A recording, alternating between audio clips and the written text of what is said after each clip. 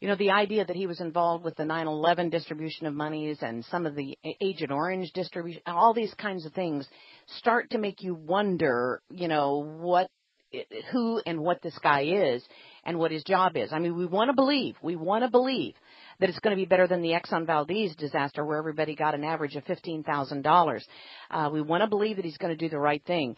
Have you seen the monies coming to your people appropriately in your estimation? No, what I'm seeing is small. I call it hush money. I think the average payout is around $2,300 right now, which I mean that's nothing. I mean we're talking about a $2.3 billion tourism industry right here in the Gulf Shores, Orange Beach area.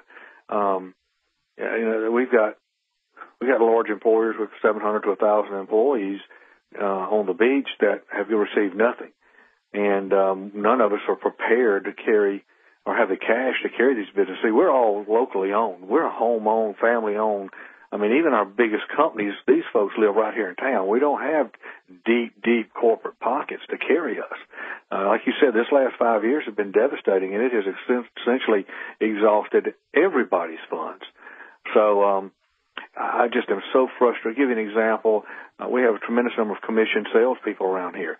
They've just decided they're no longer going to pay commission salespeople anything because they haven't decided how to do it. No. So it's tied up in legal. Well, wait a minute, guys. We're 10 weeks into it. How hard can that be to come up with a plan to pay our commission salespeople? See, initially they said, oh, no problem. If they had a lost contract and it's documented, we'll immediately reimburse them. Well, that didn't happen. And that's just one example of something, you know, time after time after time where they just don't follow through. It's tied up in legal. It's just so frustrating. And again, it just shows to me how disingenuous they are. And then they've got this $50 million PR machine, this spin machine going that literally makes me sick every time I see one of their commercials. Are you seeing BP on the beach cleaning up like they tell us they're cleaning up? Well, it was not good. We had the first group was fired and run off. OSHA's in the way. OSHA's got them out here working anywhere from 10 minutes on, 20 minutes off, 15 minutes on, 15 minutes off.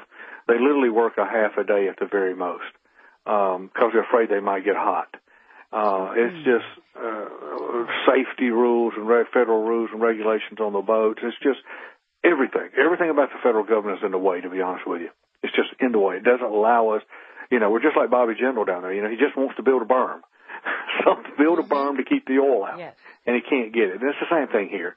You know, it's just, I feel like I am living in the land of Oz. America has become the land of Oz, I'm telling you.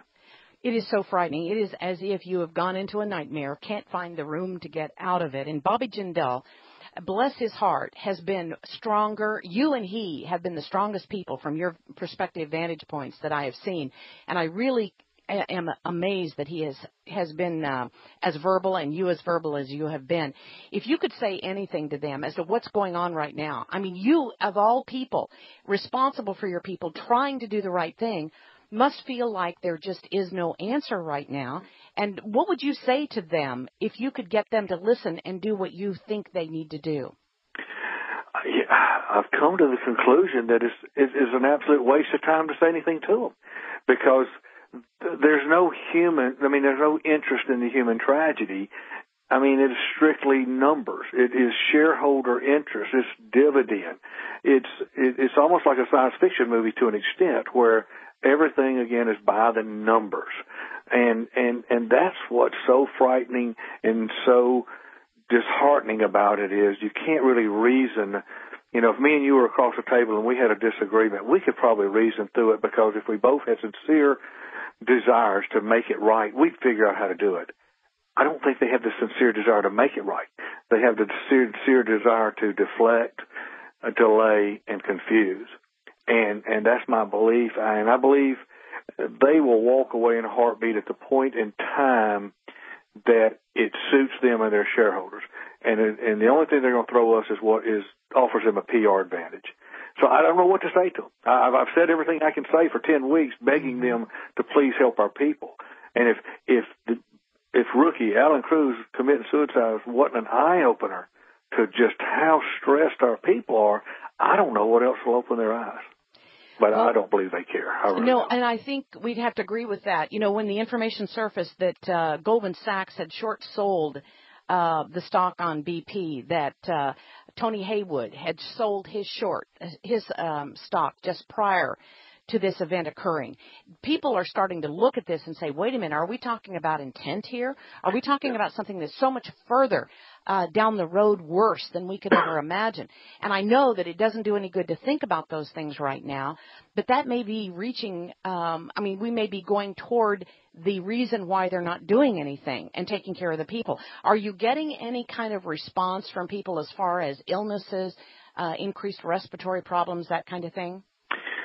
Well, I've had some empirical, conversations, and folks, don't know that I have anything documented. We have, like I said, through pharmacies, those type of conversations, they're saying, yeah, people are coming in respiratory distress, but most of those are on the high-risk side, elderly or asthmatics or some type of respiratory issues.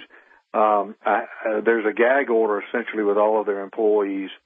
So we really don't have any clue what is going on with them. A gag order from whom to whom?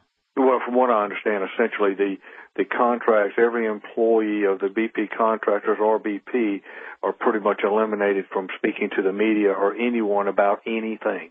I mean, they are essentially, when you walk down the beach, if you try to carry on a conversation, they could not. They would look away and just absolutely go mum. So, and I don't know, again, what they're hiding. I don't know why it is they don't want to discuss or what they don't want to discuss. But, again, it may be absolutely nothing. That may be standard for the industry. I don't know. But I don't run my business or a city like that. And to me, if you don't open up and talk, all it does is create questions and suspicions and conspiracy theories,